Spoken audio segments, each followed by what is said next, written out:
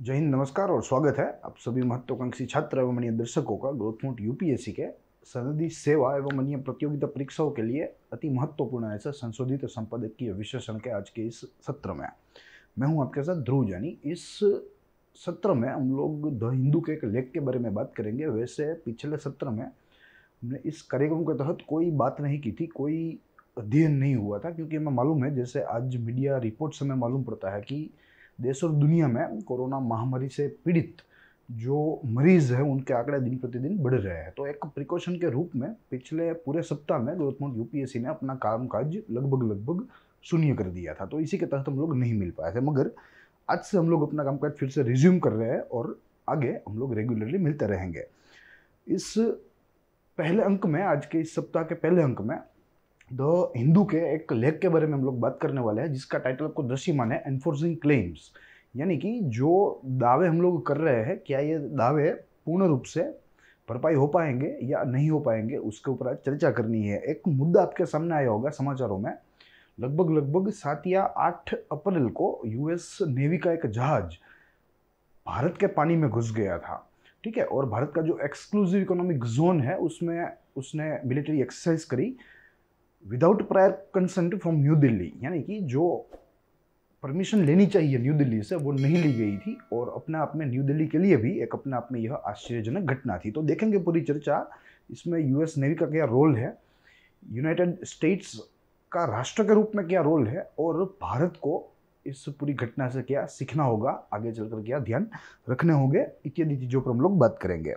बेनाम लेख है, कोई नाम हमें दिया नहीं गया, मगर बहुत ही अच्छा लेख है, और इसमें से जो तत्वों में मिलते हैं वो तो उससे भी अधिक अच्छे हैं और हमारे परीक्षाओं में हमें बहुत ही आगे चलकर काम लग सकते हैं। देखेंगे, सबसे प्रथम इसके कवर को स्टडी कर लेते हैं। देखिए, ऊपर जो आप जहाज देख रहे हैं, यह यूनाइटेड स्टेट्स की नेवी का फ्लीट डिस्ट्रॉयर है, 7th फ्लीट डिस्ट्रॉयर इसे कहा जाता है। और अगर इसके नाम की बात करूं तो इसे यूएसएस जॉन पॉल जोनस कहा जाता है।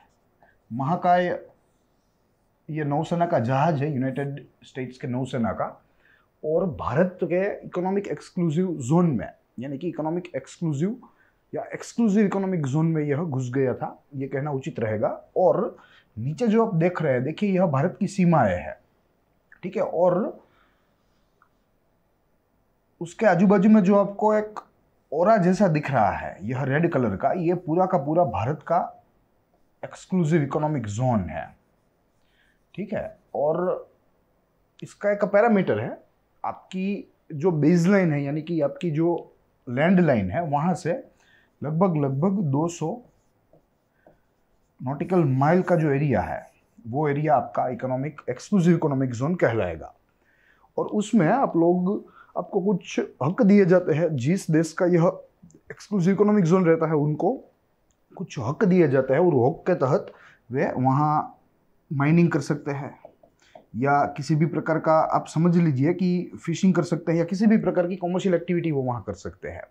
ठीक है, तो इसलिए यहाँ ये नया कॉन्सेप्ट आज हमें देखना है और समझना है कि ये एक्सक्लूसिव इकोनॉमिक जोन दरअसल होता क्या है और इसकी फंक्शनलिटी क्या है।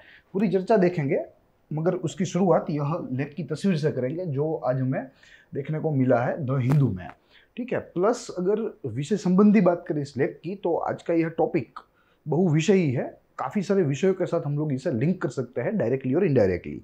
जिसमें से अगर मैं आपको कुछ एग्जाम्पल दूं, तो सबसे प्रथम तो इंटरनेशनल रिलेशन के साथ यह जुड़ा हुआ है, इंटरनेशनल रिलेशन के साथ यह इकोनॉमिक डेवलपमेंट के साथ जुड़ा हुआ है, इकोनॉमिक डेवलपमेंट, क्योंकि पूरे एक्सक्लूसिव इकोनॉमिक क्षेत्र में किसी भी देश का अपना वर्चस्व रहता है, अपना अधिकार रहता है, तो वो अपने एरिया को, वो अपनी जगह को या अपने पानी को वो जो चाहे उस तरह यूज़ कर सकता है, अपने इकोनॉमिक डेवलपमेंट के लिए, अपनी आर्थिक प्रगति के लिए यूज़ कर सकता है। साथ ही में यहाँ हमें सिक्योरिटी की भी बात देखने को मिलती है, क्योंकि आज जिस तरह अमेरिका का जहाज घुस गया भारत के अधिकार वाले पानियों में या भारत के अधिकृत पानी में, तो हो सकता है कल को चीन का जहाज घुस सके, पाकिस्तान का जहाज घुस सके, जो अपने आप में भारत के लिए सबसे बड़े खतरे हैं। तो यहाँ सिक्योरिटी का भी एक प्रश्न है, तो इसके साथ भी हम लोग इस पूरे मुद्दे को लिंक कर सकते हैं। साथ ही में हम लोग इसे जियोग्राफी के मुद्दे के साथ भी लिंक कर सकते हैं। ठीक है, तो बहुविषयी है आज का ये मुद्दा और लगभग सारे विषयों को साथ में लेकर चलता है। तो आज इस मुद्दे की तैयारी भी हम लोग कुछ इस तरह ही करेंगे।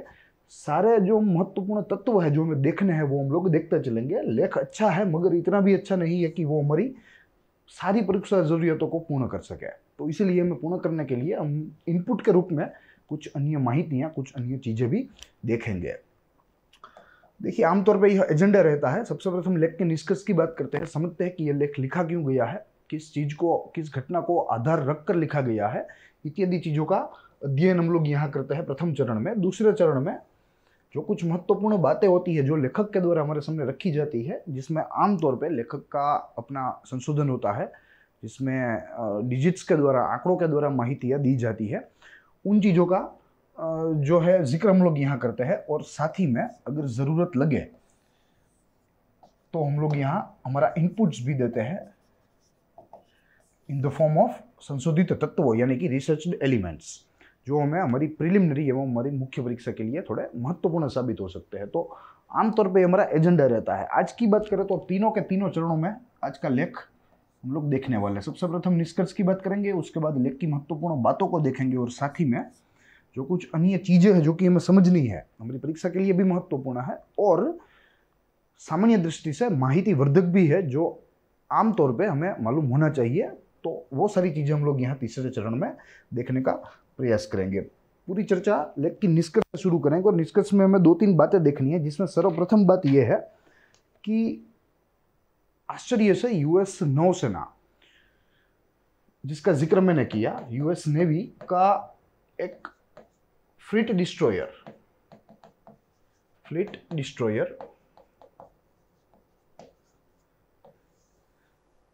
भारत की जल सीमा में घुस गया। भारत की जल सीमा में घुस गया और इतना ही नहीं, यहां इसने अपना सैन्य अभ्यास भी किया without prior consent of new Delhi. New Delhi को कुछ मालूम ही नहीं था। न्यू दिल्ली के पास से पूर्व से कोई परमिशन भी नहीं ली गई थी, परवानगी भी नहीं कोई ली गई थी। अपने आप ही आश्चर्य से यह फ्लीट डिस्ट्रॉयर भारत की जल सीमा में, यानी कि भारत के एक्सक्लूसिव इकोनॉमिक जोन में आ गया और अपना उद्देश्य है वो पूर्ण भी करने लगा। तो ये इसका आधार है यह लेख का। फिर दूसरा मुद्दा हमें यह देखना है अगर, तो कह सकते हैं कि यहाँ से हमें यह जो यूएस नेवी की जो घटना हुई, यह घटना भारत वो यूनाइटेड स्टेट्स के जो द्विपक्षीय संबंध है, द्विपक्षीय संबंध, इनकी दिशा भी तय करेंगे। संबंधों की दिशा, क्योंकि डिप्लोमेटिकली अगर दोनों देश बता रहे हैं कि हम दोनों एक दूसरे के सहभागी है, एक दूसरे के सपोर्टिव जो है रोल में है, और यहाँ नौसेना के द्वारा ऐसी करतूत करना वो अपना आप में एक आश्चर्यजनक बात है। इसके ऊपर प्रश्न पूछे जाएंगे 100%। न्यू दिल्ली वॉशिंगटन को इसके ऊपर प्रश्न पूछेगी और यहीं से तय होगा भारत और यूएस का द्विपक्षीय संबंध की अब कौन सी दिशा होगी। साथ ही में यहाँ क्वाड का भी जिक्र कर सकते हैं, जो कि एक अति महत्वाकांक्षी संगठन है, जो चाइना को, स्पेसिफिकली चाइना को कॉम्पीट करने के लिए यहाँ यूएस की आगेवानी में, यूएस के नेतृत्व में यहाँ बनाया गया है। तो क्वाड का भी भविष्य यहीं से तय होगा। अगर यहाँ से ऐसा कंक्लूड हुआ कि यह यूएस नेवी को ऐसा नहीं करना चाहिए था, ये अवैध था, तो मुझे लगता है कि दोनों देशों के बीच के संबंध जो है वे थोड़े खट्टे बन सकते हैं, थोड़े दुर्बल बन सकते हैं। तो यहाँ क्वाड का भी भविष्य जो है वो ये घटना जो बनी है, हाल ही में बनी है, वो तय कर सकती है। प्लस विशेषज्ञों के द्वारा, जानकारों के द्वारा ऐसा भी कहा जाता है कि ये कोई नई चीज़ नहीं है। यूएस के द्वारा ऐसा ट्रेसपास होना, ऐसा ट्रेसपास करना, ये अपने आप में एक नॉर्मल सी बात है। और विशेषज्ञ तो ये भी कहते हैं कि ये दरअसल जो पूरा कदम था यूएस नेवी का, ये भारत के लिए था ही नहीं। हो सकता है कि भारत के पानी में होगा, भारत के एक्सक्लूसिव इकोनॉमिक जोन में होगा, मगर ये भारत के लिए नहीं था, ये एक तौर से इशारा था चीन को, जो अपनी एक्सपेंशनिस्ट पॉलिसी से यूएस और उसके अलाइज नेशंस को परेशान कर रहा है, जिसमें फार ईस्ट के कुछ देश शामिल है, जिसमें मलेशिया है, वियतनाम है, ताइवान है, जो कि आमतौर से यूएस के साथ करीब है, यूएस का सहयोगी है, यूएस के अलाइज कह सकते हैं। और चीन उनके ऊपर अन्याय कर रहा है, उनके ऊपर अत्याचार कर रहा है, उनको सप्रेस कर रहा है। तो हो सकता है विशेषज्ञों के मुताबिक भले ही भारत के पानी में हुआ हो, मगर ये इशारा चीन को था, और ये चीन को एक स्पष्ट रूप से संदेश दिया गया था कि यूएस कहीं पर भी पहुंच सकता है। यूएस की नेवी, उसके जहाज, उसका जो पूरा काफिला है वो पूरे विश्व में कहीं पर भी पहुंच सकता है, उसमें कोई शंका नहीं है। तो ये संभवतः ये भी एक राय है, मगर आज हमें यहाँ इन चीज़ों का विश्लेषण नहीं करना, क्योंकि आमतौर पर ये सारी राजनीतिक बातें होती है। वैसे तो गूसबम्स से भरपूर होती है, मगर अगर एग्जामिनेशन पॉइंट ऑफ व्यू से इसका एप्लीकेशन करें तो इसका एप्लीकेशन जीरो होता है। तो इसीलिए ये सारी चीज़ें हम लोग यहाँ यही छोड़ देते हैं, यही हमें समझना है। जो कुछ महत्वपूर्ण बातें थी हमने यहाँ देख ली। अब हम आज की चर्चा के ऊपर आएंगे, जो चर्चा हमारी एग्जाम ओरिएंटेड है, परीक्षा लक्ष्य है। उसमें महत्वपूर्ण बातों के सहारे कुछ चीज़ों को देखेंगे जो लेखक ने भी हमें यहाँ जिक्र किया है। वैसे तो एडिटोरियल्स वैसे नॉन ग्लैमरस होते हैं, अगर आपने भी न्यूज़पेपर में देखे हैं तो बड़े बड़े पैराग्राफ्स होते हैं in the form of A descriptive language, और आमतौर पे द हिंदू और टाइम्स ऑफ इंडिया की लैंग्वेज भी थोड़ी कठिन होती है। मगर यहाँ मैंने आपके सामने कुछ मैप्स का सहारा लिया है ताकि आपको चीज़ें क्लियर हो और मैप स्टडी भी यहाँ हो सके, क्योंकि मैप स्टडी का अपने आप में एक बहुत ही महत्व रहता है संधि सेवा एवं अन्य प्रतियोगिता परीक्षाओं की तैयारियों में। अगर आपने मैप स्टडी नहीं किया है, और मैप स्टडी का एक ही इलाज है, यह सेल्फ स्टडी होना चाहिए, स्व अध्ययन ही हो सकता है। मैप स्टडी कोई करवा नहीं सकता, कोई आपको मात्र और मात्र दिशा निर्देश दे सकता है, मगर जो काम करना है वो तो आप ही को करना पड़ेगा। तो ये स्व अध्ययन की बात है, मगर यहाँ रेफरेंस के लिए हमारे लिए उपयोगी हो सकता है। तो देखेंगे, देखिए यहाँ भारत का मैप है, पेनिनसुलर इंडिया का मैप यहाँ में दृश्यमान है, क्योंकि ऊपर तो सामुद्रिक सीमा ही नहीं है, तो यहाँ पूरे मैप की ज़रूरत नहीं है। जहाँ जहाँ समुद्री सीमा है वहीं एक्सक्लूसिव इकोनॉमिक जोन की बात आएगी, और वही चीज़ हमें यहाँ समझनी है। देखिए तो साउदर्न इंडिया में जैसे मालूम है कि समुद्र से घिरा हुआ है तीनों बाजू से। अब देखिए यहाँ कुछ टर्मिनोलॉजीज हमें पहले तो देखने को मिलेगी। सबसे प्रथम एक होगी बेस लाइन, फिर उसके बाद टेरिटोरियल वाटर्स, टेरिटोरियल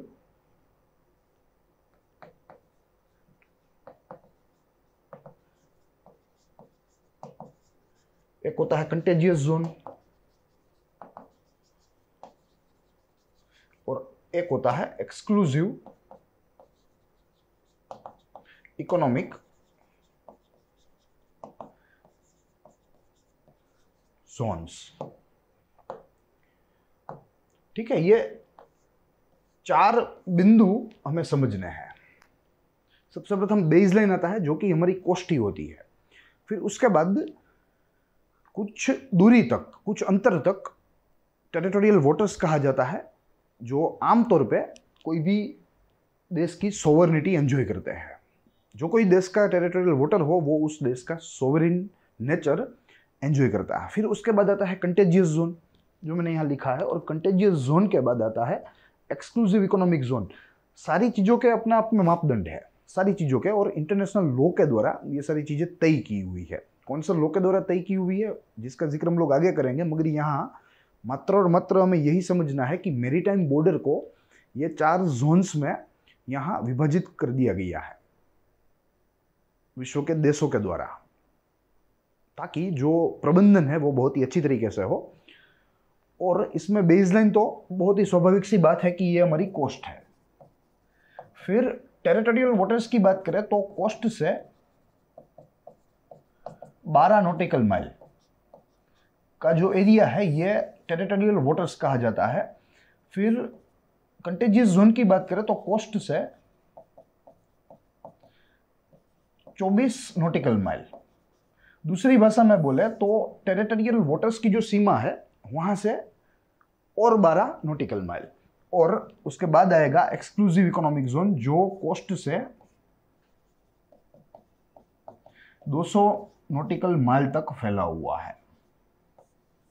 जैसे अलग अलग यहाँ नाम दिए हुए हैं, वैसे ही अलग अलग इसकी फंक्शनलिटी भी है। देखेंगे कैसे फंक्शनल होता है, मगर सबसे पहले हम लोग एक्सक्लूसिव इकोनॉमिक जोन समझ ले कि ये दरअसल क्या है। बेसलाइन यानी कि कोस्ट से 200 नॉटिकल माइल दूर का जो पानी का विस्तार है, वो पूरा का पूरा एक्सक्लूसिव इकोनॉमिक जोन कहा जाता है। जो कोई भी देश का हो, चाहे वो भारत का हो, चाहे वो यूनाइटेड स्टेट्स का हो, चाहे वो इंग्लैंड का हो, जो कोई भी देश का हो, अपनी कोस्ट से, अपने बेसलाइन से 200 नॉटिकल माइल तक वो उस देश का एक्सक्लूसिव इकोनॉमिक जोन माना जाता है। और इंटरनेशनल लॉ के द्वारा ये एस्टेब्लिश्ड बात है, सर्वस्वीकृत बात है। अब ये फोटो देखिए यहाँ जो डॉटेड लाइन आपको दिख रही है, ठीक है, ये हमारा एक्सक्लूसिव इकोनॉमिक जोन है। यानी कि फ्रॉम शोर या from coast it is 200 nautical mile, it is 200 nautical mile, जिसके पानी के ऊपर पूर्ण रूप से भारत जो है वो डोमिनेट करता है। भारत ये सारे क्षेत्र में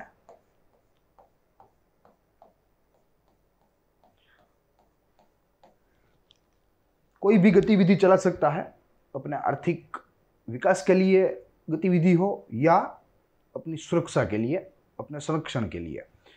किसी भी गतिविधि को with in exclusive economic zone, जो कोई भी देश है, यहाँ भारत है तो हम लोग भारत को लेकर भारत के संदर्भ में ही बात करेंगे। जो कोई भी गतिविधि है वो भारत यहाँ 200 नॉटिकल माइल के इस क्षेत्र में कर सकता है, उसमें कोई दिक्कत नहीं है।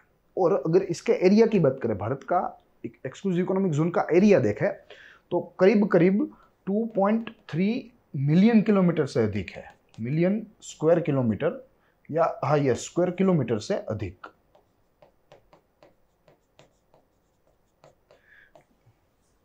20 लाख भी कह सकते हैं, मगर यहाँ 2.3 मिलियन उचित है। 2.3 मिलियन स्क्वायर किलोमीटर से अधिक का एरिया भारत का एक्सक्लूसिव इकोनॉमिक जोन है। अब आप समझिए कि यहाँ इतने बड़े क्षेत्र में अगर पेट्रोल हुआ या गैस हुआ या अन्य कोई मिनरल हमें मिल रहा है, ठीक है, तो उनके ऊपर भारत का अपने आप में बाय डिफॉल्ट भारत की मालिकी रहेगी। ठीक है, अगर with in this dotted line हमें मिले, तो अगर यहाँ मिले तो हम लोग उसके ऊपर क्लेम नहीं कर सकते, because it is beyond our exclusive economic zone. मगर if it is within our exclusive economic zone, then but obviously it's of our ownership, वो हमारे मालिकी की चीज होगी। यहाँ पूरे एरिया में हम लोग फिशिंग कर सकते हैं, यहाँ से हम लोग ट्रांसपोर्ट कर सकते हैं। तो काफ़ी सारी यहाँ चीज़ें हैं जो कि कोई भी देश के इंटरेस्ट में है, और इसी इंटरेस्ट को प्रमोट करने के लिए एक्सक्लूसिव इकोनॉमिक जोन का जो कॉन्सेप्ट है वो लाया गया था। ये कॉन्सेप्ट रिलेटिवली नया है, क्योंकि मेरीटाइम बाउंड्री का अपने आप में कॉन्सेप्ट ही नया है। टेरिटोरियल बाउंड्री आज तक देखी है, प्राचीन समय से हमने देखी है, मगर मेरीटाइम बाउंड्री ये एक 20वीं सदी का, यानी कि एक बहुत ही मॉडर्न समय का, आधुनिक समय का ये कॉन्सेप्ट है।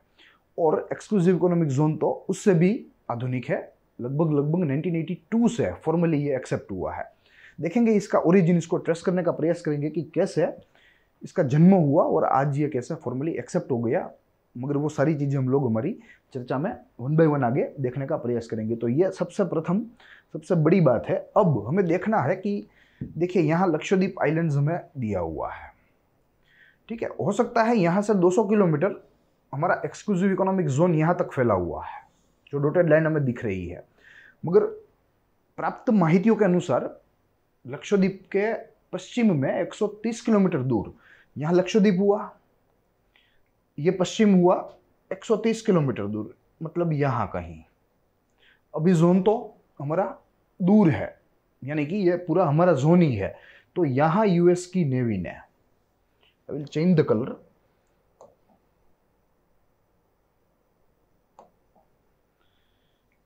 यहाँ यूएस के इस 7th फ्लीट डिस्ट्रॉयर ने यहाँ एंट्री करी और यहाँ अपना सैन्य अभ्यास भी किया, ठीक ठीक है, जो अपने आप में दिल्ली के लिए एक सावचेती पूर्ण घटना हम लोग कह सकते हैं या एक अलार्मिंग एक्टिविटी कह सकते हैं। मगर जैसे मैंने आपको बताया कि विशेषज्ञों का मानना है कि दरअसल ये पूरी घटना भारत के लिए थी ही नहीं, भले भारत के करीब हुई हो, भारत के एक्सक्लूसिव इकोनॉमिक जोन में हुई हो, मगर इससे संदेशा जो मिलने वाला था वो मिलने वाला था चीन को, और संभवतः ये संदेशा इस पूरी योजना से या इस पूरे अभ्यास से चीन को मिल भी गया है। तो ये बात है। अब यहाँ अलग अलग डिबेट हो रही है दोनों पक्षों से। भारत बोल रहा है कि आप यहाँ ऐसे घुस नहीं सकते, आप ऐसा कर नहीं सकते, वहीं अमेरिका बोल रहा है भाई यहाँ घुसना तो हमारा अधिकार है अकॉर्डिंग टू इंटरनेशनल लॉज। देखेंगे ये डिबेट किया है। देखिए यहाँ दो पक्ष है, सामान्य रूप से हम लोग ऐसा समझ सकते हैं। यूनाइटेड स्टेट्स है और यहाँ है भारत। स्वाभाविक है भारत को ये घटना पसंद नहीं आई क्योंकि it was without prior consent of new Delhi. यह एक भारत जैसे एक सोवरेन देश के संप्रभुता का, उसके सार्वभौमत्व का सवाल है। तो इसलिए स्वाभाविक रूप से इंडिया को ये बात यहाँ पसंद नहीं आ रही है, तो भारत ने इसको लेकर दुख व्यक्त किया।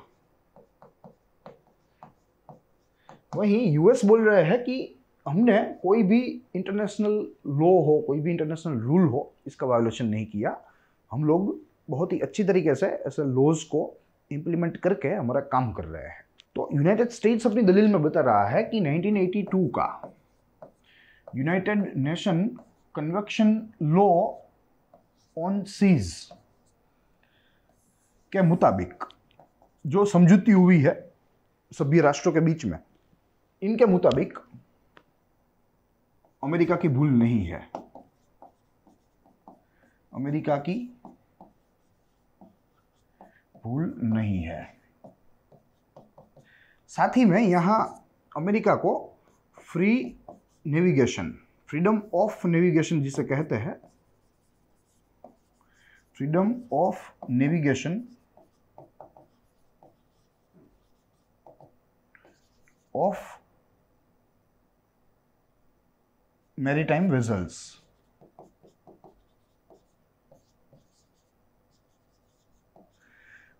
इसके मुताबिक भी अमेरिका को कुछ लिबर्टीज मिली हुई है और इन लिबर्टी के तहत अमेरिका मुक्त रूप से अपने जहाज़ों को किसी भी क्षेत्र में ले जा सकता है, ऐसा अमेरिका ने पक्ष रखा है। इन शॉर्ट इसे FONOPs भी कहा जाता है, ठीक है, जिसे फुल फॉर्म में फ्रीडम ऑफ नेविगेशन ऑपरेशन भी कहते हैं या freedom of navigation of maritime vessels भी कहा जाता है। तो ये दोनों चीज़ों को आगे रख के अमेरिका जैसी दलील कर रहा है भारत के सामने कि अमेरिका कहीं पर भी क्षति में नहीं है, कोई भी जो उल्लंघन है किसी भी अंतर्राष्ट्रीय कानून का वो अमेरिका के द्वारा नहीं हुआ, ऐसा हमें वो बता रहा है। प्लस यहाँ अगर अमेरिका की बात करें तो ये नई बात नहीं है।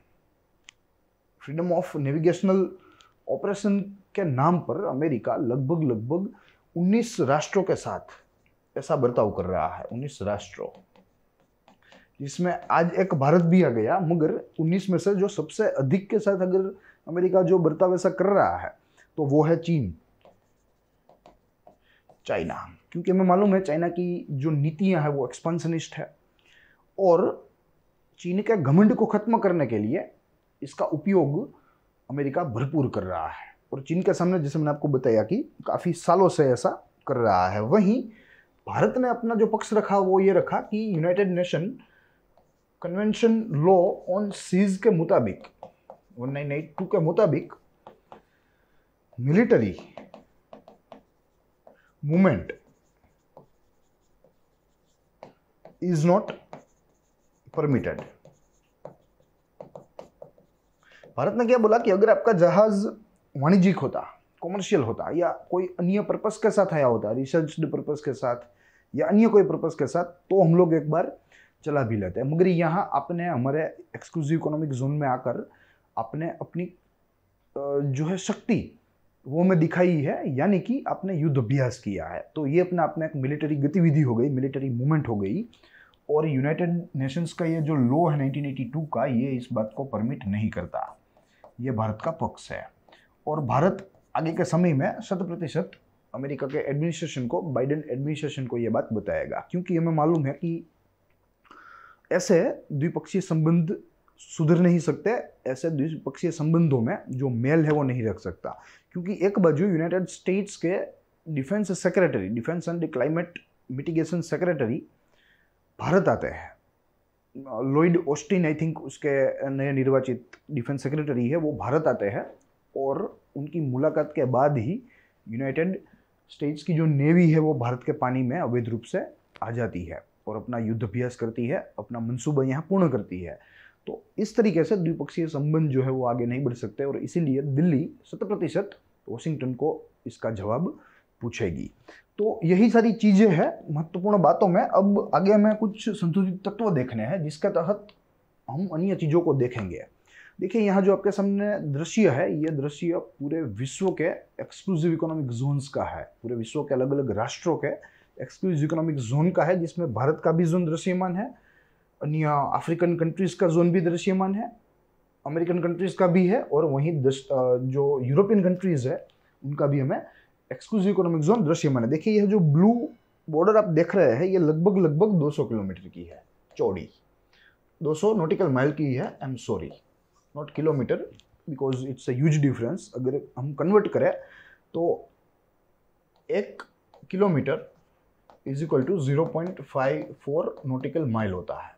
तो इस हिसाब से ये डिफरेंस थोड़ा बढ़ जाएगा, तो हमें यूनिट में बहुत ही ध्यान रखना होगा। ये 200 नॉटिकल माइल की बात है और ये सारा जो पट्टा हम देख रहे हैं ब्लू, ठीक है, ये अपने आप में 200 नॉटिकल माइल का ही है किसी भी देश से। अगर ये ऑस्ट्रेलिया है तो it extends up to here, अगर ये इंडिया है तो it extends up to here.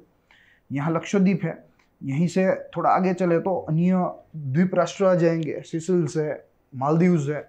तो ये सारे के सारे राष्ट्र एक्सक्लूसिव इकोनॉमिक जोन्स उनके पास है और सभी के यहाँ हमें दृश्यमान है। तो ये प्रतीकात्मक इमेज है, मैं यहाँ इनको जो है इसका हम लोग दूसरा कोई उपयोग नहीं कर सकते, मगर एक समझ के लिए कि कैसे एक्सक्लूसिव इकोनॉमिक जोन्स को आइडेंटिफाई किया जाता है, एक समझ के लिए मैंने यहाँ इमेज आपके सामने रखी है।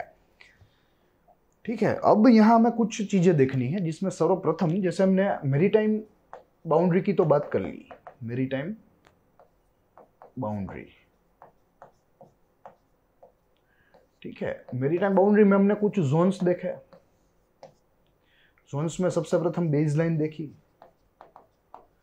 फिर उसके बाद टेरिटोरियल वाटर्स देखे, फिर उसके बाद कंटेजियस वाटर्स देखे और साथ ही में हमने एक्सक्लूसिव इकोनॉमिक जोन देखा। ठीक है, देखिए यहाँ जो बेसलाइन है यहाँ हम लोग इसे इंप्लाई कर सकते हैं, मगर इसको इंप्लाई करने से पहले इस फोटे का मूल उद्देश्य कॉन्टिनेंटल शेल्फ को समझना है। ये मैं आपको पहले बता दूं, कॉन्टिनेंटल शेल्फ, जिसे महाद्वीप की जल सीमा भी कहा जाता है हिंदी में। महाद्वीप की जल सीमा आमतौर पे जो कोस्टलाइन होती है वहां से काफी किलोमीटर अंदर पानी में उसकी सतह होती है, मगर पानी के नीचे डूबी हुई होती है, जो आमतौर पे हमें दिखाई नहीं देती, दृश्यमान नहीं होती है, मगर इन द टाइम ऑफ एब एंड टाइड्स वो हमें फ्रिक्वेंटली दिख सकती है। तो वो जो डूबी हुई जो सतह है ज़मीन की, उसे कॉन्टिनेंटल शेल्फ कहा जाता है, जो कि काफ़ी किलोमीटर तक फैली होती है समुद्र के नीचे। फिर उसके बाद कॉन्टिनेंटल स्लोप आता है, उसके बाद फिर से कॉन्टिनेंटल राइज आता है। ये सारी ज्योग्राफिकल टर्म्स है, मगर यहाँ हमें समझना है कॉन्टिनेंटल शेल्फ क्यों इतनी महत्वपूर्ण है, क्योंकि आमतौर पर कॉन्टिनेंटल शेल्फ में मछलियाँ पाई जाती है। मछुआरों के लिए, फिशरी इंडस्ट्री के लिए ये बहुत ही महत्वपूर्ण जगह होती है और बहुत ही फलदायी जगह होती है। साथ ही में यहाँ पेट्रोलियम के गैस के भंडार भी कॉन्टिनेंटल शेल्फ से हमें मिल सकते हैं।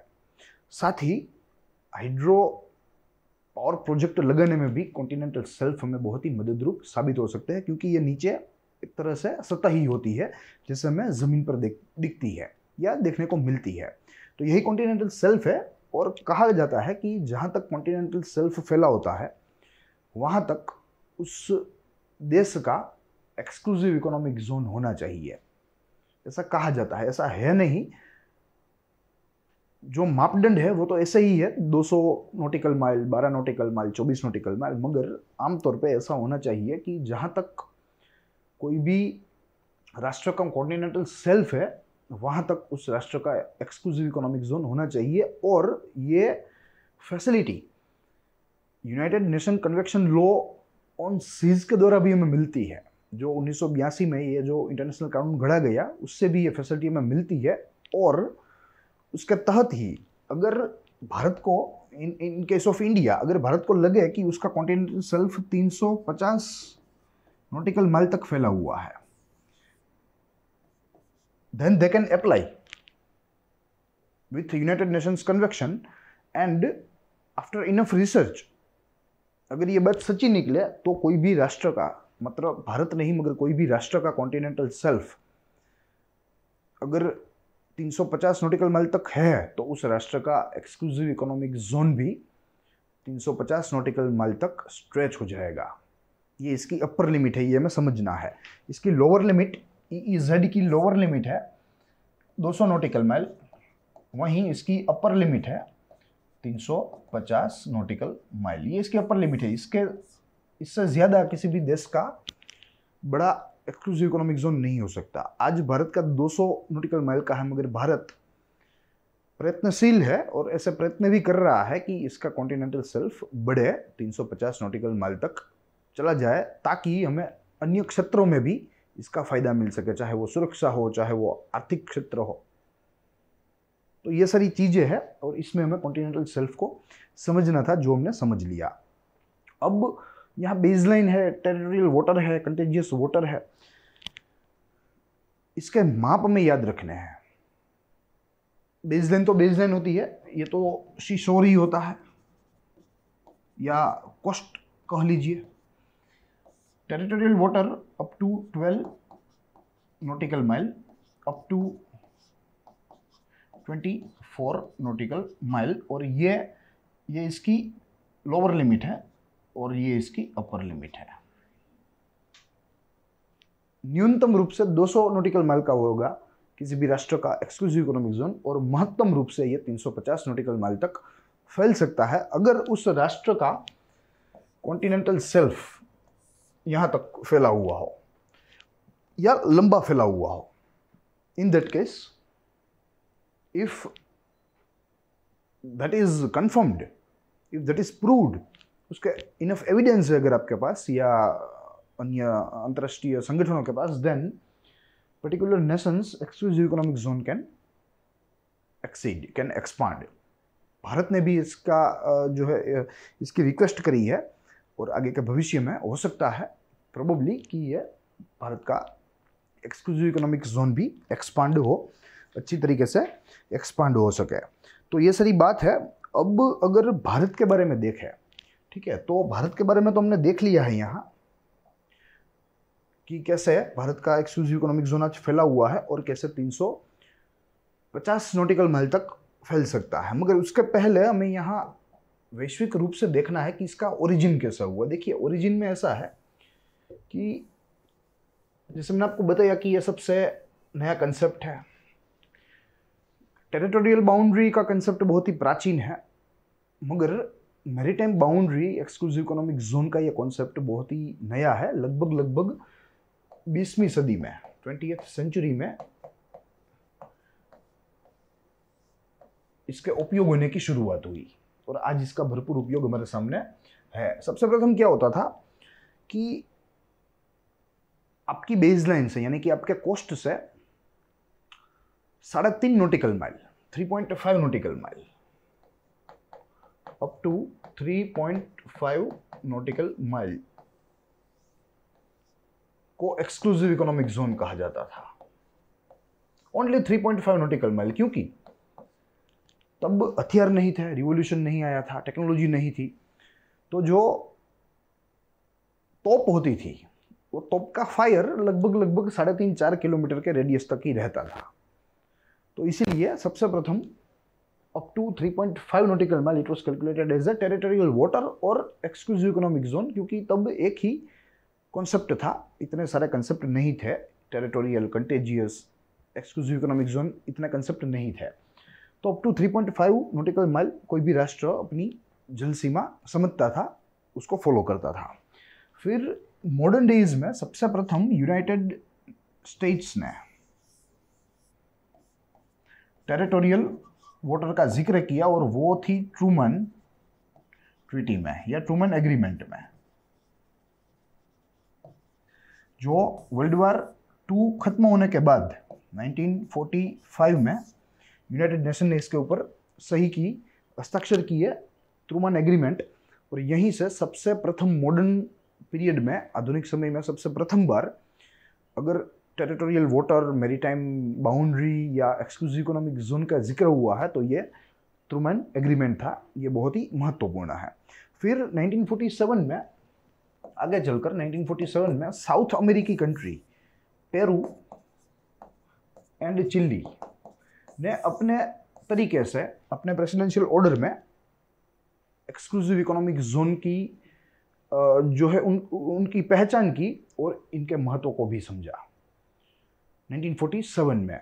मगर अंटिल 1982, जब तक united nation convention law on seas नहीं आया, तब तक इकोनॉमिक जोन था, exclusive zone, it was not formally accepted, but it was only after United Nations Convention Law on Seas in 1982 तब जाके आज दिन तक इसे फॉर्मली एक्सेप्ट किया गया सारे राष्ट्रों के द्वारा, पूरे विश्व के द्वारा। तो ये इसका एक ब्रीफ इतिहास है। अब अगर भारत के संदर्भ में देखें तो भारत के संदर्भ में हमने आज इसकी व्यवस्था तो देख ली, इसकी दिशा तो देख ली, मगर अगर इसके ओरिजिन की बात करें तो प्रायरली भारत में 2 कानून चलते थे, और इन दोनों की वजह से एक्सक्लूसिव इकोनॉमिक जोन को एक प्रकार की पहचान मिली थी। सबसे पहला जो लॉ था वो था 1976 का, territorial waters, continental shelf, exclusive economic zone and other maritime zones act. इसके तहत सबसे प्रथम बार हमने एक्सक्लूसिव इकोनॉमिक जोन को आइडेंटिफाई किया। फिर बाद में 1981 का एक लॉ आया था जिसका नाम है maritime zones of India, regulation of fishing, maritime zones of India, regulation of fishing by foreign vessels। ठीक है, ये 2 लॉ है जिन लॉ के द्वारा हमने हमारे मैरीटाइम बाउंड्री को थोड़ा मजबूत बनाया, एक्सक्लूसिव इकोनॉमिक जोन्स जैसे कंसेप्ट को हमने आइडेंटिफाई किया। तो ये हमारा स्टार्टिंग था। फिर बाद में 1982 में यूनाइटेड नेशंस का कन्वेंशन लॉ ऑन सीज आया, तो भारत ने इसे रेटिफाई कर दिया। India accepted the provisions of 1982 UN law which was related to maritime boundary. तो ये इसका पूरा इतिहास है, ये इसकी पूरी इवोल्यूशन की यात्रा है विश्व के संदर्भ में, साथ ही में भारत के संदर्भ में भी। तो यही सारी चीज़ें हैं जो हमें ध्यान में रखनी होती है। और प्लस मैंने जैसे आपको बताया कि एक्सक्लूसिव इकोनॉमिक जोन रिलेटिवली एक नया कॉन्सेप्ट है, और अगर आप परीक्षा में भी देखें तो काफ़ी परीक्षाओं में भी ये प्रश्न प्रत्यक्ष रूप से और अप्रत्यक्ष रूप से पूछे जाते हैं। बहुत ही महत्वपूर्ण मुद्दा है ये, बहुत ही महत्वपूर्ण प्रश्न भी इनमें से निकल सकते हैं, जिनमें से एक स्पेसिमेन हमारे सामने है, एक उदाहरण हमारे सामने है जो कि प्रिलिमिनरी पॉइंट ऑफ व्यू से है। जैसे आपकी स्क्रीन पर है, निम्नलिखित कथनों पर आपको विचार करना है। सबसे प्रथम, आधुनिक युग में एक्सक्लूसिव इकोनॉमिक जोन को पहचान अमेरिका के ट्रूमैन प्रोक्लेमेशन के द्वारा मिली थी वर्ष 1945 में। दूसरा कथन, कंटेजियस जोन समुद्र तट से 12 नॉटिकल माइल तक रहते हैं। तीसरा मुद्दा, भारत का exclusive economic zone 200 nautical mile तक फैला हुआ है और आगे चलकर 350 नॉटिकल माइल तक विस्तृत होने वाला है संभवतः। और आखिरी का जो कथन है वो कहता है कि Bharat united nation convection law on seas को मानता नहीं, उसके साथ सहमत नहीं है। आपको इन कथनों पर विचार करना है और उपयुक्त कथनों में से सही कथनों को चुनना है। हमारे सामने विकल्प भी है, उसके तहत ऑप्शन ए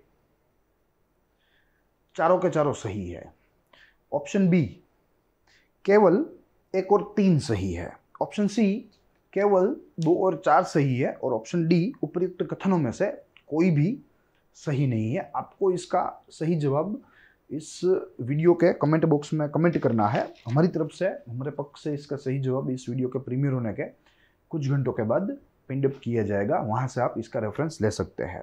साथ ही में आज इतना ही, हम लोग मिलेंगे अगले दिन अगले एक विषय के साथ, अगले एक अच्छे संपादकीय लेख व उसके विश्लेषण व संशोधन के साथ। तब तक के लिए देखते रहिए ग्रोथ मोड यूपीएससी।